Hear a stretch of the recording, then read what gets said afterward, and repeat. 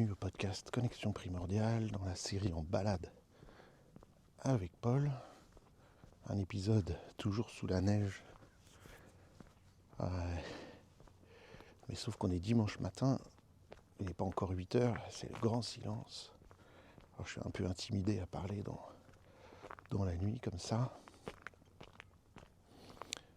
Dans un pays, bon, c'est pas le bout du monde et 100% des gens parlent français ici au Luxembourg. Mais c'est génial d'être là. Aujourd'hui, on va parler encore de la méthode ACT. Il y a une phrase que j'aime bien où ils disent dans la méthode ACT: l'action de bien-être vient d'abord, l'action ou les actions, plutôt les actions pour le bien-être viennent en premier, en priorité, et les sensations de bien-être viennent après. Souvent dans la vie, on veut d'abord se sentir bien pour pouvoir faire des choses. Je veux avoir confiance en moi pour faire cette conférence avant de la faire. La réalité est tout autre, c'est les actions d'abord. Je vais vous donner un exemple. Là, j'ai un peu de stress qui m'a gêné pour dormir parce que j'ai appris qu'au bureau, malheureusement, ça fait 15 jours on vient de se rendre compte maintenant qu'il y a eu du gel et qu'a priori, il y a un tuyau qui est cassé et il y a un bruit de tuyau qui coule fort et que si on coupe l'eau au compteur, le bruit s'arrête. Donc ça voudrait dire qu'il y ait quelque part une perte d'eau depuis 15 jours assez importante. Donc c'est assez stressant de savoir ça. En plus, je ne suis pas sur place. Et c'est un peu angoissant de dire, quoi, ça fait 15 jours qu'il y a un tuyau qui a éclaté, qui est en train de se répandre dans le sous-sol ou je ne sais pas où il y a un bruit d'eau.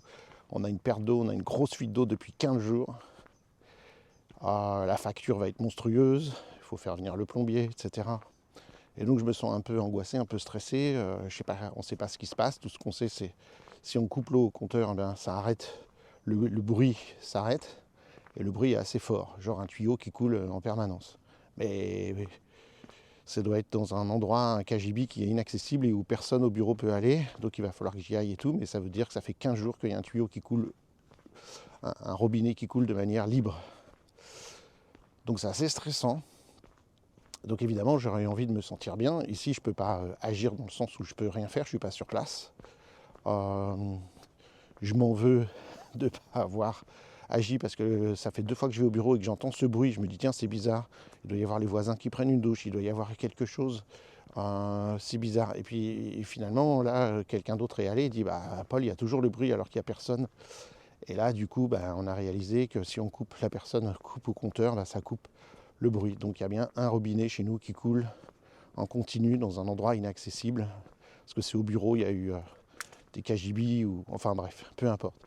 Donc évidemment, j'ai des sensations de stress, angoisse, et ça va nous coûter une blinde, et faut faire venir le plombier, il va falloir vider tout le KGB, va falloir faire marcher les assurances, faire de la paperasse, et donc je suppose que personne qui m'écoute aurait du plaisir à entendre ça.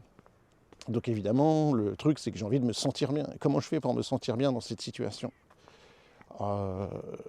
Bien sûr, si j'étais un grand philosophe, un grand type qui lâche prise, les sages nous disent,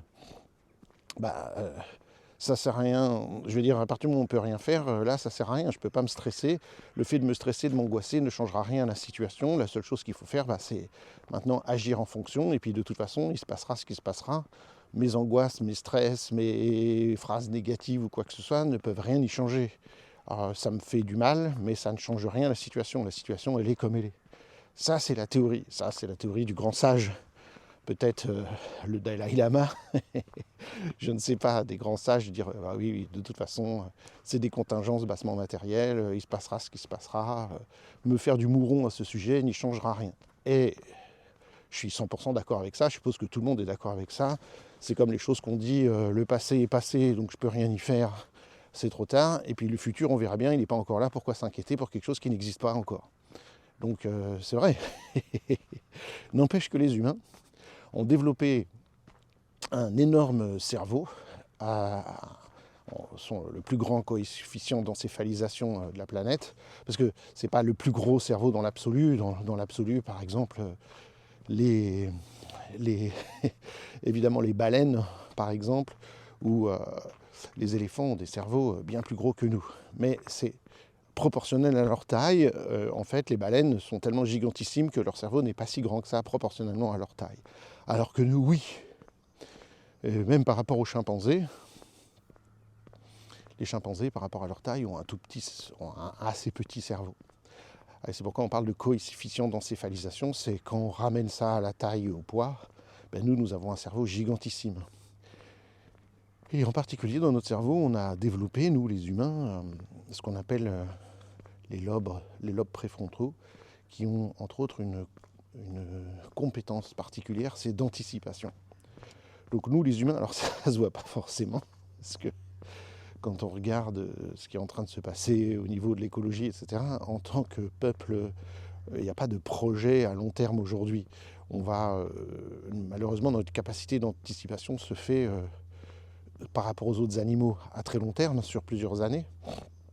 Quand les autres animaux ne voient qu'au jour le jour, ou certains, comme peut-être des hamsters ou quoi, font des provisions, ou certains oiseaux, en prévision d'un hiver.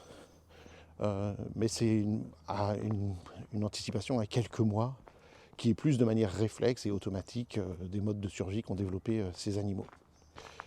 Quand nous projetons dans un futur finalement à très long terme. Alors, au terme de notre vie, évidemment, on n'a pas une vision sur plusieurs siècles comme on le devrait aujourd'hui, vu les civilisations qu'on crée qui s'établissent sur plusieurs siècles. Mais voilà, on pense à nous, on pense à nos enfants, c'est déjà énorme, et pour ça on a un énorme cerveau qui anticipe les éventuels problèmes qui peuvent survenir. Et c'est pourquoi on développe assez facilement des angoisses, parce que l'humain s'inquiète pour le futur. Et le but de tout ça, c'est que notre cerveau, notre système nerveux, notre corps mettent en place des stratégies pour nous faire un meilleur futur. Pour ne pas que ça arrive, où on va se dire « Ah, j'aurais dû faire ça », et surtout, dans le futur, je devrais mettre en place telle et telle stratégie pour ne pas que ça se reproduise. Donc évidemment, la théorie nous dit du philosophe lâche prise, soit dans le présent, de toute façon ça ne changera rien à la situation.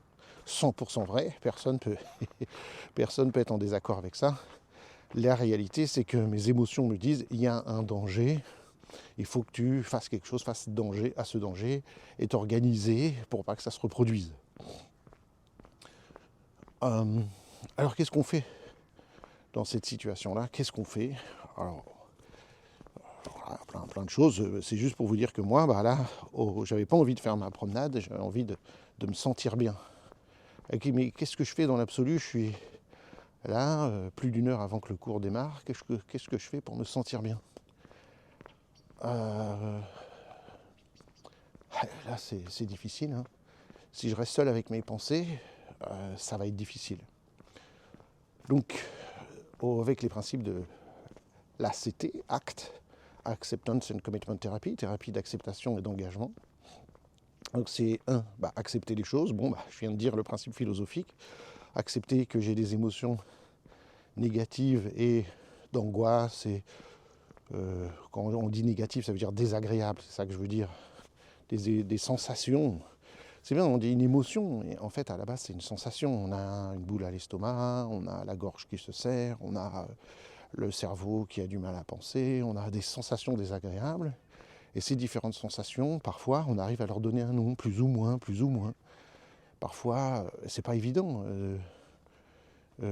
Et d'ailleurs, des études très sérieuses en psychologie ont mis en évidence que si on ça a l'air fou ce que je vais vous dire, mais c'est énorme.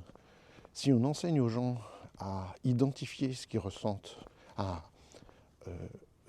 pouvoir mettre un nom sur ce qu'ils ressentent, eh bien ça change beaucoup de choses. Les gens commencent à changer leur rapport à ce qu'ils ressentent, c'est-à-dire à ce moment-là, ils vont pouvoir nommer des émotions. C'est comme si beaucoup de gens, il leur manquait une grammaire émotionnelle. Et donc si j'ai pas la grammaire émotionnelle, je ne sais pas nommer les choses, Et du coup, je prends de plein fouet une douleur qui est pour moi inconnue. Je pense que c'est pour ça que ça nous fait tellement souffrir de voir des enfants souffrir, ou même des animaux souffrir, parce qu'on se dit, ils ne savent pas ce qui leur arrive, ils ne savent pas quelle émotion les traverse, ils ne savent pas quelle douleur les traverse, ils ne savent pas qu'il y a un sens à tout ça, ils ne savent pas quel est le sens de la vie. Et donc c'est comme quelque chose d'informe, et donc je ne peux pas me défendre face à quelque chose d'informe. C'est un nuage, je ne peux pas me battre contre un nuage. En revanche, si la chose, je peux l'identifier, eh bien à ce moment-là, ça prend forme et je vais pouvoir mettre en place des stratégies. Ça, c'est une chose importante. Et donc, pour revenir à ces études, je n'ai pas les chiffres, mais en français, il y a eu 2 bouquins qui existent sur le sujet qui sont absolument géniaux en psychologie. Et là, je n'ai pas les titres, mais en fait, c'est 2 bouquins, un qui est fait pour les thérapeutes et un qui est fait pour les gens, pour les patients. Et le truc, c'est que basé sur cette étude a été faite basée sur 6 ou 7 séances ou 8 séances, je ne sais plus, de 2-3 heures où on enseigne aux gens c'est quoi une émotion, quels sont les différents types d'émotions, décrivez différentes émotions dans différentes situations. On leur enseigne une forme de grammaire émotionnelle. On ne leur enseigne pas des techniques de diffusion, on ne leur enseigne pas des techniques de gestion du stress, on ne leur enseigne pas des trucs thérapeutiques ou énergétiques ou de développement personnel.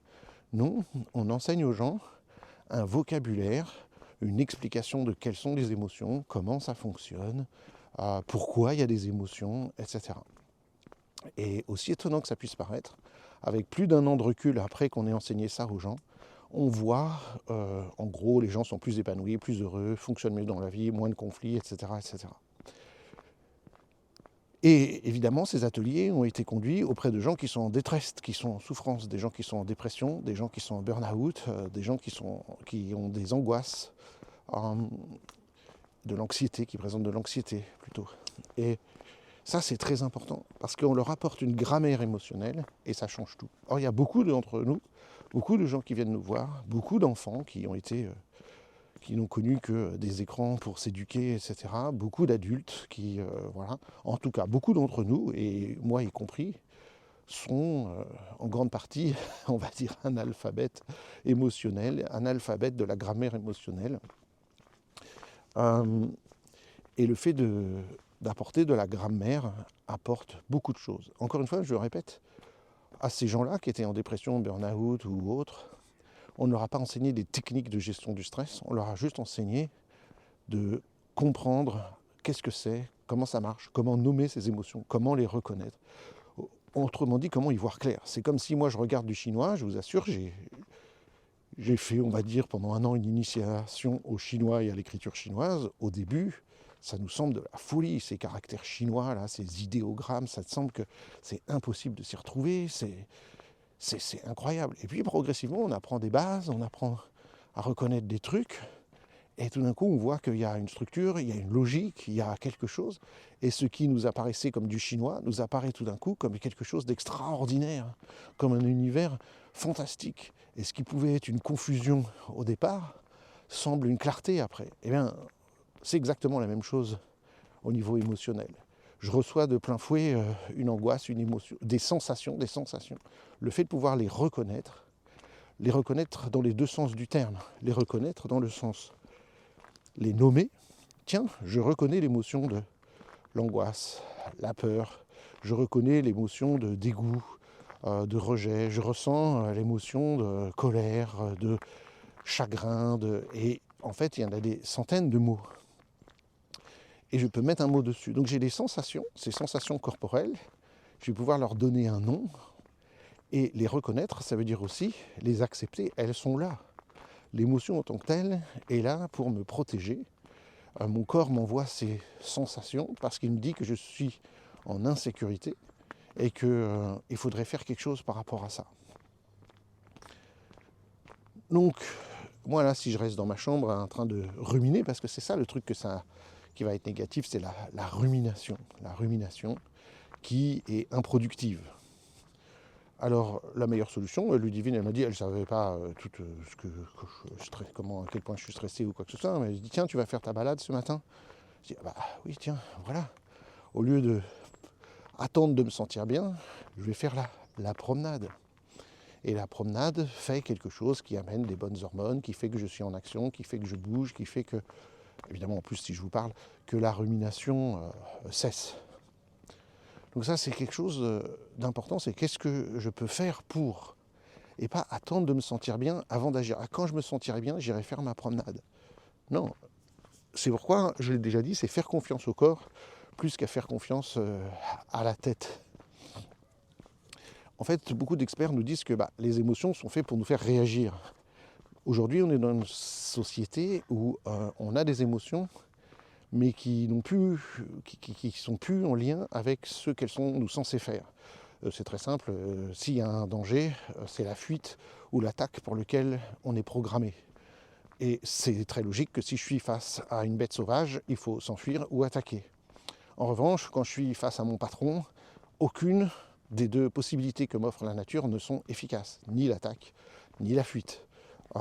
Évidemment, je ne peux pas me dire je ne vais plus au boulot, mon patron me stresse, et je ne peux pas dire non plus je vais lui en mettre une, je vais en lui coller une, il verra bien. Dans les deux cas, ça va être très délétère pour moi. Donc il faut apprendre à gérer le stress. Mais ça, c'est nouveau. Ça vient de sortir. Nos gènes ne sont pas programmés pour ça. Notre système biologique, hormonal, n'est pas du tout programmé pour ça. Il est programmé pour agir face au danger. Et donc, pas étonnant qu'une des premières activités que font les gens, les Français mais c'est pareil dans tous les pays du monde, une des premières activités que les gens font pour se remettre en forme, parce qu'on dit faire du sport pour le stress et tout, c'est la marche et la course. La promenade et la course à pied. La course à pied les gens pensent souvent à la course à pied pour faire perdre du poids, pour je sais pas quoi, le cardiovasculaire, machin et tout, et c'est vrai, bien entendu, c'est très important. Mais aussi la course à pied va brûler les hormones de stress. C'est comme si on court, et pour courir, il faut un peu de cortisol, de l'adrénaline. Au secours, il y a quelqu'un qui me court après. Et du coup, on l'a tous vécu, faire du sport, aller courir, aller faire des jeux je sais pas, du hand, du foot, du volley, du basket, du badminton, du tennis ou quoi, ça va nous faire toujours du bien. Parce que ça va brûler les hormones de stress. Et le corps a libéré le stress et on se sent bien après ça. On est épanoui, on est reposé, on est détendu. Alors que si on était resté dans son chez-soi bien confortable, ça ne se serait pas passé de cette manière-là. Donc, plusieurs choses. Si je veux réagir par rapport à mon exemple ici, dans une perspective acte, la première chose, c'est la reconnaissance. Donc la reconnaissance de qu'est-ce qui se passe, de qu'est-ce que je ressens, et ça s'appelle thérapie d'acceptation, j'accepte, voilà, il y a des émotions désagréables, il y a des choses que, si tu me donnais le choix, j'aurais pas envie de sentir ça. Si on me donnait le choix, j'aurais envie de sentir du bonheur et de l'extase en permanence toute ma vie. Mais malheureusement, ça ne marche pas comme ça. Un jour, j'avais vu un psychiatre, quand à la quarantaine, j'ai fait une dépression, et pendant un an, j'ai suivi une thérapie d'un psychiatre qui faisait la thérapie, comment ça s'appelle, la psychologie positive. Voilà. Et un jour, il m'a dit, Monsieur Landon, parce que j'ai blagué un peu avec le psychiatre, vous connaissez mon caractère toujours. Et déjà, la première fois, il n'a pas de blouse blanche, il n'y a pas de buste de Freud, évidemment, et pas du tout de la psychanalyse. Et alors j'ai dit, qu'est-ce que vous êtes comme psychiatre, vous n'avez pas de blouse blanche? Je dis, moi, si j'avais fait bac plus je sais pas combien, j'aurais une blouse blanche. Il a dit, et ça l'a fait marrer. Et puis après la première séance, il m'a dit, voilà, vous allez faire telle et telle chose, vous allez marquer dans un journal les choses positives que vous avez vécues dans la journée, le truc comme ça, le soir, tous les soirs. Et moi, j'ai dit, vous n'êtes pas sérieux, vous n'avez pas une pilule magique que je peux prendre pour aller bien, un médicament qui fait que je me sente bien et que je n'éprouve pas toutes ces émotions négatives et qui me fait sortir de la dépression et tout. Alors il a dit, je vais vous faire une ordonnance si ça peut vous aider. Et il a pris son papier d'ordonnance, et sur le papier d'ordonnance, il a marqué tous les jours 3 choses positives. Voilà. Et si, il y avait une autre chose sur l'ordonnance, faire 20 minutes de marche à pied minimum tous les jours. Voilà, tous les jours, qu'il pleut, qu'il vente, qu'il neige, 20 minutes de marche à pied. Et le soir, marqué ça. C'était la première fois. Et puis il m'a dit, à propos de la pilule magique, il dit, ah si, écoutez, on a une nouvelle pilule magique. super bien, si vous voulez, je peux vous la donner. C'est une pilule qui va vous retirer toutes vos émotions négatives. C'est une histoire vraie, hein. Toutes vos émotions négatives, pilule, vous n'en avez plus aucune. Extraordinaire. Il dit simplement, vous savez, bon, en tant que médecin, je suis obligé de vous dire qu'il y a des effets secondaires à cette pilule. Ah oui, oui. Je dis quoi, nausée, maux de tête, quoi. Je suis prêt. Si j'ai plus d'émotions négatives, il dit non, vous n'aurez non plus aucune émotion positive. Évidemment, c'était une blague. Et c'est pour dire que la pilule magique qui enlève les émotions négatives, si elle existait, si on enlevait les zones du cerveau qui enlèvent les émotions, ben malheureusement, ça enlèverait celles qu'on qualifie de négatives, de désagréables, mais aussi les positives. Alors, t'as beau être déprimé au fond du trou, si on te dit que tu ne ressentiras rien, on t'enlève le négatif, mais tu ne ressentiras aucun positif dans la vie, ça fait de toi quoi, une machine, un objet, quelqu'un qui ressent rien, c'est quoi, un légume. Et encore, il paraît que peut-être que les végétaux ressentent des choses, enfin c'est sûr. Ils vont envoyer des mécanismes de défense quand ils sont broutés ou quand il y a les feux, etc. Donc ça nous fait de nous un caillou, un objet. Donc évidemment, non merci docteur, je vais faire ce que vous me dites, la promenade, et voilà. Et puis toutes les semaines, il m'a donné des exercices, on a évalué où j'en suis, et puis mais évidemment, travailler sur mes schémas de vie, et les phrases négatives que j'ai tendance à me dire à l'époque, etc. Et mettre en place des stratégies avec mes enfants, et aussi j'étais en plein divorce, etc. Donc voilà. C'est pour vous dire la pilule magique. Donc première chose, accepter les choses. Bon bah voilà, il y a la situation, je ne peux pas la changer, il y a un robinet qui fuit, je ne suis pas là, qu'est-ce que tu veux que je fasse? J'accepte, et j'accepte quoi? Pas la situation, j'accepte les émotions que je ressens. De toute façon, je ne peux pas faire autrement, elles sont là. Donc soit j'essaye de lutter contre, et ça va être très dur, parce que mes émotions gagnent toujours. Les émotions gagnent toujours. Si on ne les écoute pas, elles vont taper à la porte de plus en plus fort. Hein, toujours la métaphore des nuages dans le ciel. Si le ciel se stressait à chaque fois qu'il y a des nuages dedans, le pauvre ciel, ça n'irait pas du tout. Le ciel, il peut que accepter les nuages, il passe pas. Ah mais j'aime pas les gros nuages, j'aime que les petits nuages blancs. Bah non, là par exemple, ce n'est qu'un ciel bas et gris puisque le jour commence à se lever. On ne voit pas un interstice de ciel bleu, ce n'est que des nuages. Alors le ciel, il peut juste que accepter les choses. Bah, mon esprit, mon corps ne peut accepter que les émotions qui me traversent. On ne peut pas bloquer une émotion. Tout comme en psychologie, on dit, c'est premier cours de psychologie, ne pensez pas à une banane.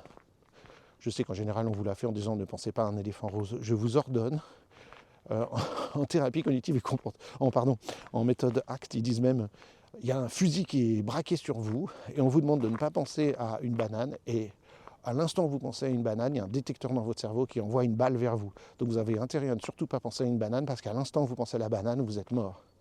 Eh bien, 100% des humains sur cette planète seraient morts. Si on ne pense pas à une banane, ça va être foutu. Je ne pense pas à une banane, non, pas de banane, ne surtout pas y penser, c'est foutu. Eh bien, cette pensée ou cette émotion, je ne dois pas ressentir ça, je ne ressens pas ça, c'est foutu, ça ne marche pas. Bien sûr, on pourrait se dire, détournons notre attention de cette chose-là. Donc, on pourrait dire, faisons des activités, mettons en place des activités pour détourner mon attention. Et ça marche, mais qu'un temps. Effectivement, dans le cas de la banane, si je n'avais pas parlé de banane et je dis aux gens, pense à des oranges, pense à des petits papillons, il y a peu de chances pour que la personne dise « Ah non, je suis en train de penser à une banane », puisque j'ai donné une instruction de penser à quelque chose. Mais à partir du moment où on m'a dit de ne pas penser à la banane, et qu'on dit, bon, bah, on va essayer de détourner l'attention, il y a toujours un moment donné où ma pensée va revenir, ah oui, il ne faut pas que je pense à une banane, je suis en train de faire ça pour ne pas penser à la banane.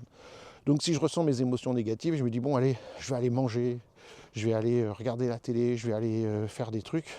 Mais dès que j'ai arrêté de faire ces choses-là, la banane est toujours là dans mon esprit. Et je n'ai fait que reporter le problème. Oui, j'ai fait ce qu'on appelle une distraction, mais malheureusement, le problème est toujours là. Donc je peux que accepter. La fuite d'eau, elle est toujours là. Mes émotions seront toujours là. Tant que le problème n'est pas résolu. Et c'est comme ça que marche notre cerveau. Tant que le problème n'est pas résolu, il reste en alerte. Ce qui rend, on pense à des choses beaucoup plus dramatiques. Un des plus grands drames qui puisse exister pour nous, c'est la perte de quelqu'un qui a disparu, qui a été enlevé, ou qui a disparu, et on ne sait pas s'il est mort ou s'il n'est pas mort. On ne peut pas faire le deuil. Et ça, pour les humains, c'est une des pires choses qui soit, de ne pas pouvoir faire le deuil. On peut penser à quelque chose d'un peu moins grave, mais quand même qui fait beaucoup souffrir. Un jour, votre chat ne rentre pas. Vous ne savez pas si votre chat il est parti chez quelqu'un d'autre, s'il est passé sous la roue d'une voiture, vous ne savez pas. Et c'est terrible.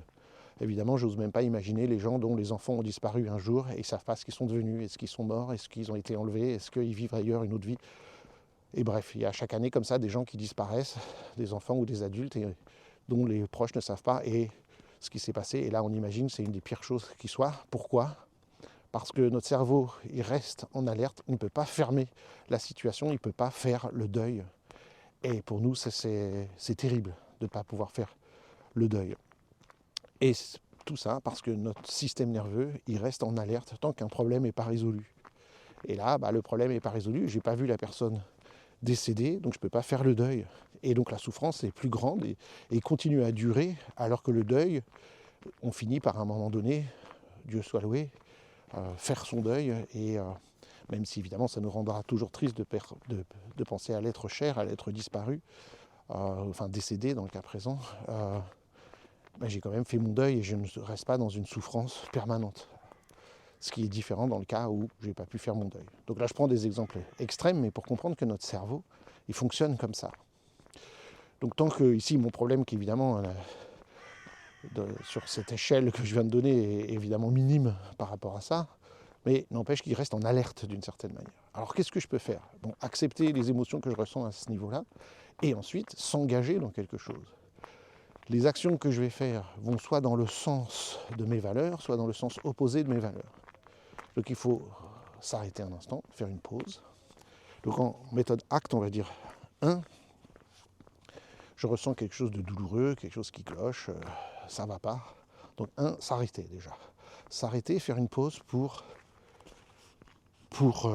respirer. Faire une pause pour respirer, c'est la première chose.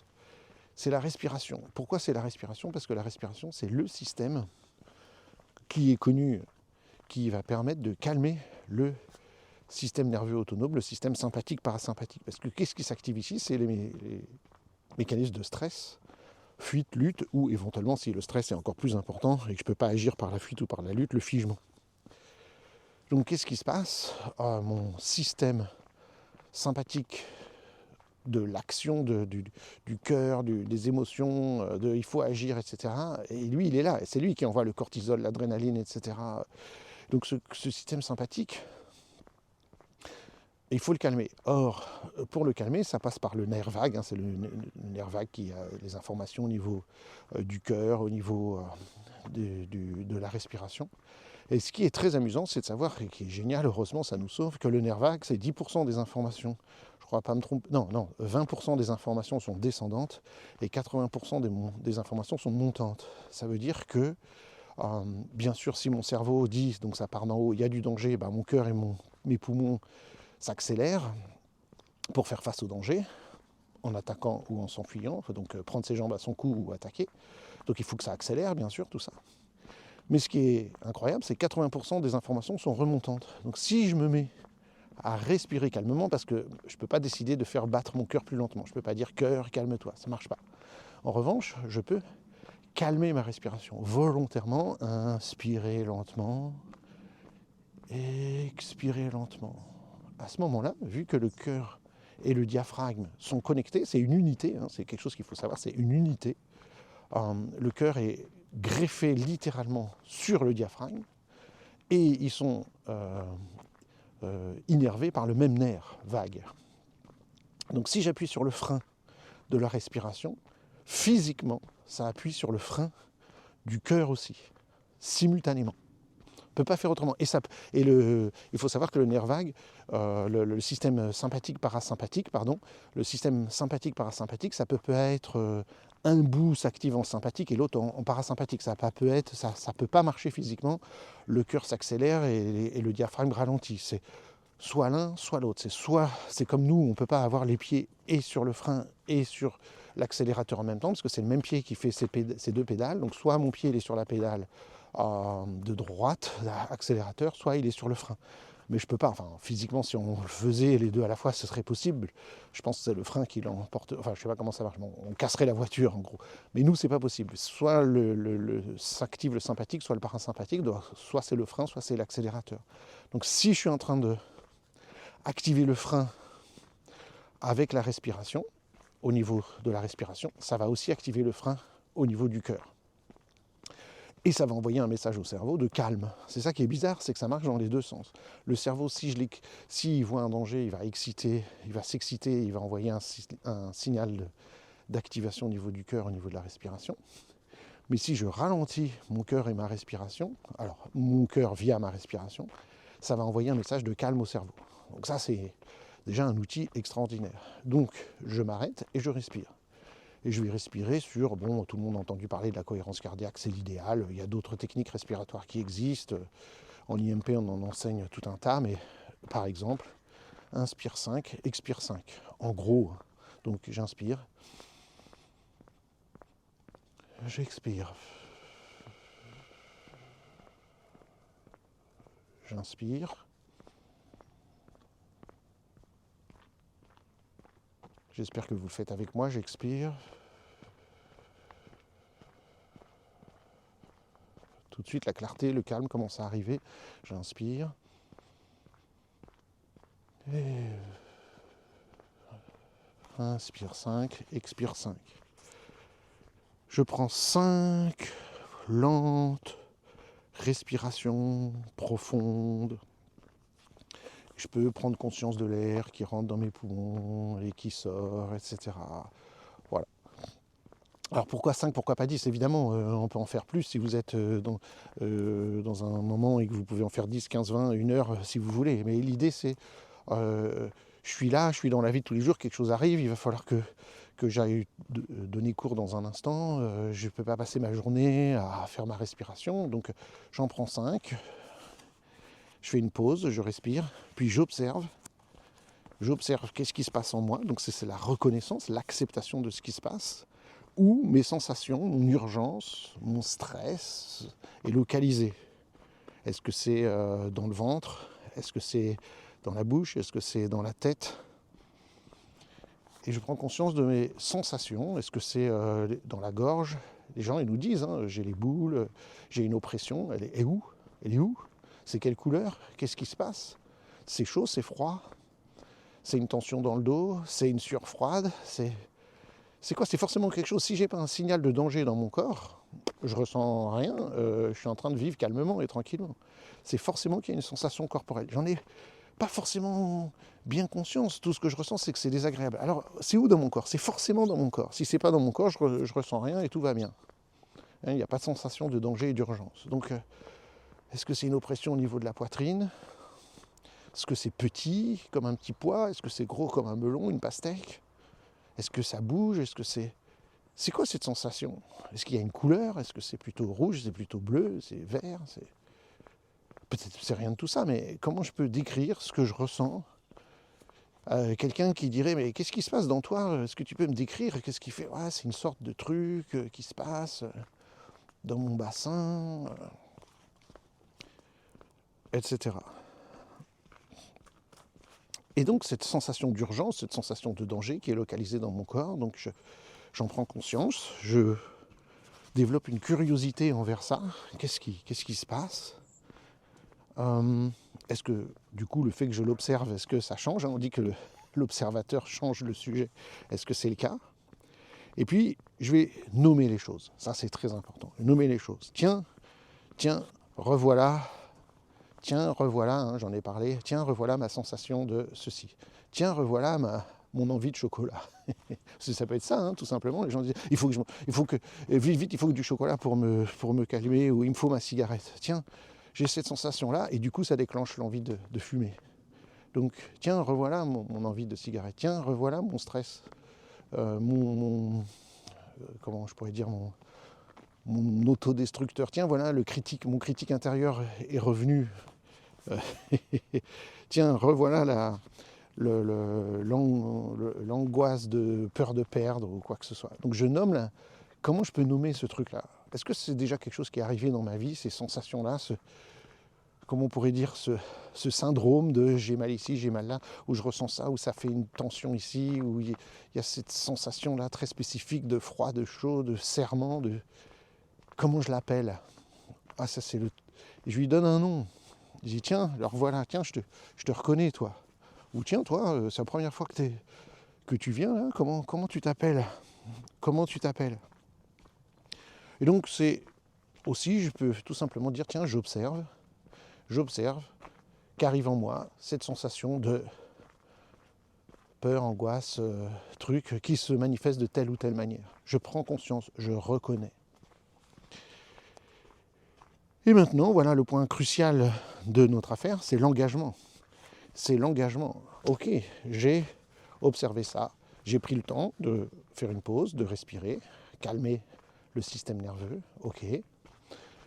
J'ai observé, j'ai reconnu qu'est-ce qui se passe en moi, j'ai nommé les choses, ça fait moins peur, hein. C'est pas cette chose informe, c'est voilà, c'est cette peur localisée à tel endroit, c'est revoilà mon envie de fuir, revoilà ma peur de perdre, revoilà Et puis, maintenant, la partie action, c'est thérapie d'acceptation et d'engagement. Voilà ma partie action-engagement. C'est le moment du choix. Je suis à un chemin et devant moi, c'est un Y. Il y a la branche de droite et il y a la branche de gauche. Une des deux branches, alors à vous de voir, peut-être vous... j'ai bien glissé sur une plaque de verglas, j'ai lâché ce que j'avais en main. C'est réflexe de quoi là? Je suis parti en arrière, c'est ce réflexe de Moreau qui est activé à bon escient. Et je ne suis pas tombé. Une grosse plaque de verglas là. Alors, je reprends mes esprits, où en étais-je? Excusez-moi.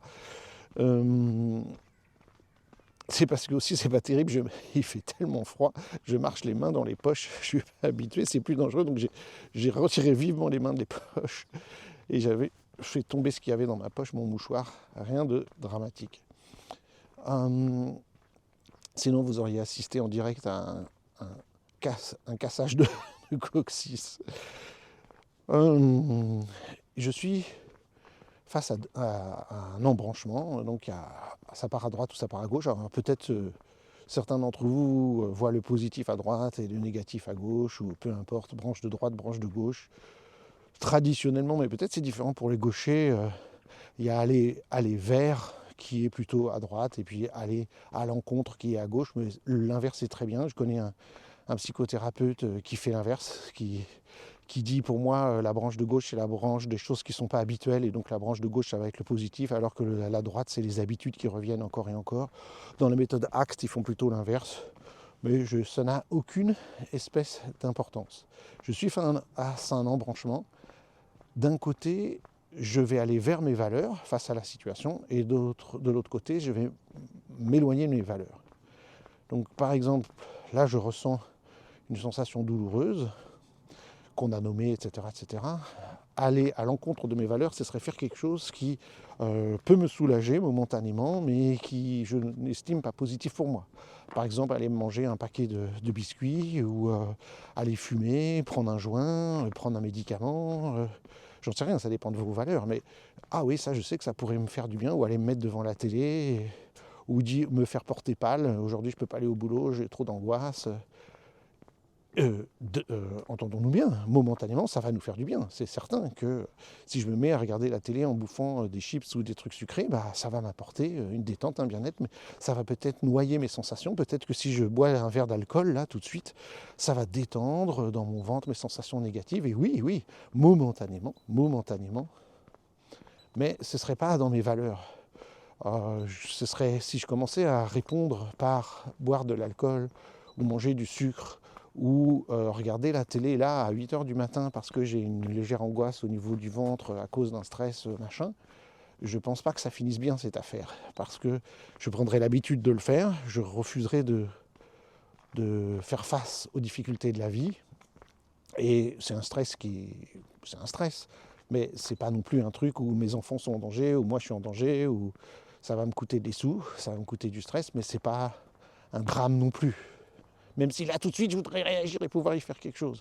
Donc si déjà pour un stress relativement mineur, je me mets à picoler, à prendre un joint, à prendre des anxiolytiques ou quoi que ce soit, qu'est-ce qui va se passer dans la vie? Parce que dans la vie, je rencontrerai des pertes et des stress bien plus importants que ça. Comment je ferai dans ces situations-là? Donc si j'ai pris cette habitude que je qualifierais moi négative, mais c'est peut-être pas votre cas, de bouffer, de regarder la télé face à ce stress, ou de boire un coup, ou fumer un joint, pour moi, ce serait extrêmement délétère et ça m'éloignerait de mes valeurs à long terme, que je sais bonnes pour moi et pour mon entourage d'ailleurs, parce que si je me mets à picoler, etc., je pense que mon entourage, forcément, va finir par en payer le prix aussi. Donc je vous rassure, hein, j'ai jamais bu de ma vie, ni fumé de joint de ma vie, mais j'ai peut-être pris, allez, moins de 10, peut-être 5 ou 6 anxiolytiques au pire moment de ma dépression. Je dois avouer que c'est extraordinaire. Vous avez un peu la boule au ventre, vous avez une angoisse, vous n'êtes pas bien, vous prenez... Alors moi, dans mon cas, comme je suis hypersensible aux substances chimiques, je prends un quart, un tiers de cet anxiolytique, et oh là là, ça détend, on se sent bien et tout. Oh, c'est génial. Malheureusement, on sait que cette substance, bon, d'abord, ça agit qu'à court terme, malheureusement, et deux, les gens deviennent... C'est une des substances qui rend le plus dépendant, les anxiolytiques. Donc les gens deviennent dépendants de ça. Il leur en faut de plus en plus de grosses doses, et ça finit par plus faire grand-chose, comme n'importe quelle drogue. Donc j'ai pas dit qu'il faut jamais en prendre. Si des gens sont dans une souffrance telle qu'ils ont envie de se mettre par la fenêtre ou quoi, là, évidemment, de toute façon, c'est pas à moi de donner cet avis sur qu'est-ce que les gens doivent ou doivent faire, et puis c'est à voir avec leur thérapeute, leur psychiatre, leur médecin, etc., bien entendu. Mais ce que je sais, c'est que pour moi, si je prenais cette habitude, ça ne m'amènerait pas du bon côté de la route. Et donc de l'autre côté de la route, c'est qu'est-ce que je peux faire dans cette situation qui me rapproche de mes valeurs. Voilà, quelles sont les actions que je puisse faire? Respirer, aller au travail, demain aller sur place et voir ce que je peux faire, appeler les assurances, appeler un plombier. Il y a des choses que je peux faire concrètement. Et puis des choses que je peux faire par rapport aux sensations, évidemment. Mais le fait d'agir, là évidemment je ne peux pas agir, quand on ne peut pas agir, il n'y a rien de pire. Mais le fait de pouvoir agir, ça soulage déjà. Donc voilà, là je ne peux pas agir, donc qu'est-ce que je fais en attendant? Je décide de respirer, je décide de faire ma promenade, c'est ce que je suis en train de faire, au lieu d'attendre pendant 1 heure que les gens arrivent à me faire monter le stress. Donc je décide de faire ma promenade, de faire le podcast avec vous, de reconnaître mes émotions, de les partager. Et ça me rapproche de mes valeurs. Maintenant, si vous imaginez que à ce moment où je fais ça, il n'y a plus aucun stress, plus aucune douleur, plus rien, et que ça y est, je suis devenu un sage et tout est merveilleux dans le meilleur des mondes, vous rêvez, ça n'arrive à personne. Le danger est toujours là. Mais la sonnette sonne moins fort, il a été écouté, il sait que c'est pris en compte. J'agis d'une manière qui est positive pour moi, pour mon corps, pour mon esprit. Donc ça décroît, des choses se mettent en place, je construis quelque chose et le problème n'est pas résolu. Donc je ne vais pas dormir parfaitement sur mes 2 oreilles tant que le problème n'est pas résolu. Je vais pas... peut-être je ne suis pas un assez grand sage. Ça dépend des caractères de chacun. Il y a des gens qui disent voilà, c'est comme ça, faisons. Par exemple, Ludivine est beaucoup plus comme ça. Moi, je suis plus quelqu'un d'anxieux à la base. Donc ça va être plus difficile. Mais le problème ne disparaît pas par magie. Le problème, il est toujours là. Mais j'agis différemment par rapport aux choses. Donc je récapitule. Au lieu de tenir compte de mes sensations, je vais tenir compte de l'action. Je vais agir plutôt que chercher à modifier mes sensations. Modifier mes sensations par la volonté, ça n'existe pas. C'est pas possible. Donc, prouvez-moi que j'ai tort, dites-moi autrement, mais en tout cas la science aujourd'hui sont unanimes sur le sujet.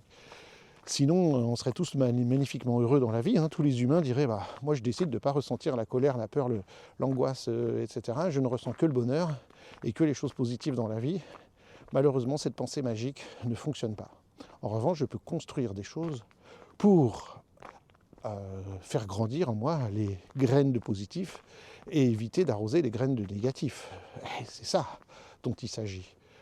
Et en créant des bonnes habitudes, encore et encore, je vais bien réagir. Parce que, imaginez-vous bien que si je ne faisais pas ma promenade tous les jours, tout d'un coup le stress arrive et je dis tiens je vais faire une promenade pour me changer les idées. Je ne dis pas que ce n'est pas possible, mais je pense que vu les émotions négatives que je ressens face à cette situation, je n'aurais pas eu le courage parce que ça me demanderait trop d'efforts de le faire. Si j'avais jamais pratiqué le truc de la méthode ACT, respirer, observer, nommer et décider d'agir en fonction de ses valeurs, ça me demanderait une dépense énergétique trop grande, ce serait trop nouveau. Et je ne pourrais pas le faire comme ça d'emblée, ce ne serait pas instinctif.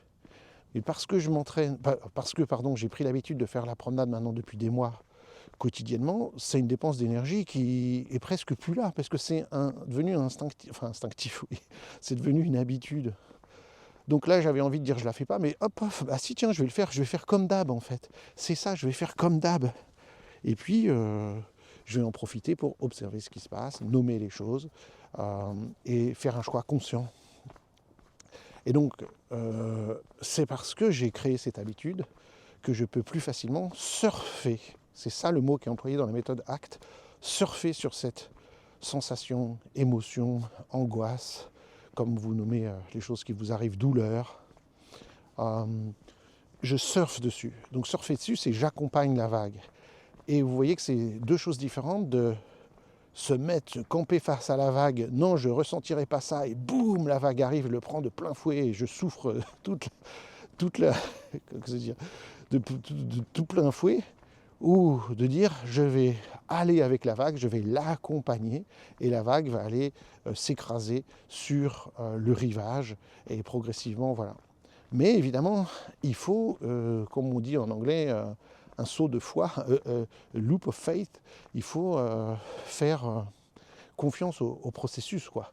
Il faut connaître déjà le processus tel que je vous l'ai expliqué. Et la personne qui n'a jamais fait de surf, dire non mais c'est pas possible, si personne n'avait créé la planche de surf avant nous, on dit bah tu vois il va y avoir un truc, tu montes sur la planche et tu vas surfer, tu vas accompagner la vague jusqu'à... En fait, ça semble tellement magique, les gens qui font du surf, ça semble tellement incroyable ce truc. La vague qui est de l'eau, dont ma main passe à travers quand je la mets dedans, tout d'un coup, tu te mets perpendiculaire, tu mets ta planche d'une certaine manière et tu peux accompagner cette vague sur, vous avez vu des surfeurs sur un temps extrêmement long jusqu'au rivage. C'est quasiment de la magie pour celui qui n'a jamais fait de surf, qui ne tiendrait pas en équilibre, etc. Bah là, c'est exactement ce qui se passe. Quand j'ai pratiqué un certain nombre de choses, pour les autres, ça semble de la magie. Ouais, lui, il ne ressent pas d'émotions et tout. Je peux vous dire que le plus grand thérapeute du monde ressent les mêmes émotions négatives. La peur, l'angoisse, le chagrin, la colère, etc. Mais il a appris à surfer sur cette vague. Et je peux vous dire que les plus grands thérapeutes du monde ont eu des dépressions, ont eu des burn-out, ont vécu des choses très douloureuses dans la vie. Sinon, ce ne seraient pas des humains. Et donc, ils ont appris simplement à surfer. Alors, au début, on commence avec une grande planche, c'est-à-dire des gros outils, des gros trucs, et puis des petites vaguelettes, et puis on prend des vagues de plus en plus grandes avec des planches de plus en plus petites. Et voilà, mais l'émotion, à la base, la vague, elle est toujours là. La vague est là pour tout le monde. Il n'y a pas d'humain sur cette planète qui ne rencontre pas, jour après jour, année après année, des vagues et des vagues et des vagues. Simplement, on peut apprendre à surfer. Ah bah, je recommence sur la même plaque de verglas que tout à l'heure. J'ai failli... Je suis fou ou quoi? Vous voyez, c'est comme ça dans l'avion. Il nous faut plusieurs fois rencontrer. Ça vient illustrer ce que je dis. Le même stress encore et encore pour apprendre. La prochaine fois, je vais éviter cet endroit-là. Voilà. Je vous laisse sur ces bonnes paroles. J'espère que ces discussions, ces réflexions, c'est peut-être un enseignement de cette méthode ACT vous apportent des choses. N'hésitez pas à partager. J'ose parler de ce qui se passe pour moi, je pense que c'est toujours plus parlant. N'hésitez pas à me dire comment vous voyez les choses. Ce sont sincèrement des outils que je trouve géniaux, qui sont simples pour soi, pour les autres. Donc je me dis, si ça fonctionne pour moi, et j'ai vu que ça fonctionnait autour de moi, ben, je peux le partager. Et puis, aussi étonnant que ça puisse paraître, ce que je suis en train de vous partager a été testé encore et encore et encore par la science, par des psychologues, par des groupes témoins à qui on enseigne ce genre de pratique chez des personnes dépressives, chez des personnes en burn-out, chez des personnes qui font des crises d'angoisse. et chez qui on a vu que l'enseignement de ces pratiques aidait véritablement. Donc je me dis que ça peut marcher pour d'autres. Alors je me permets de dire que je ne suis pas un psychothérapeute. Je ne suis pas formé officiellement à la pratique ACT ou à quelque thérapie que ce soit. Je ne suis pas thérapeute. Donc prenez ce que je dis avec des pincettes, voyez si ça vous parle, ça a du sens pour vous, et s'il y a besoin, formez-vous avec des vrais professionnels, faites une formation de psychologue, de psychothérapeute, et formez-vous la méthode ACT par exemple. Allez voir un psychiatre, un psychothérapeute s'il y a besoin, qui fait cette approche ou d'autres qui vous parlent.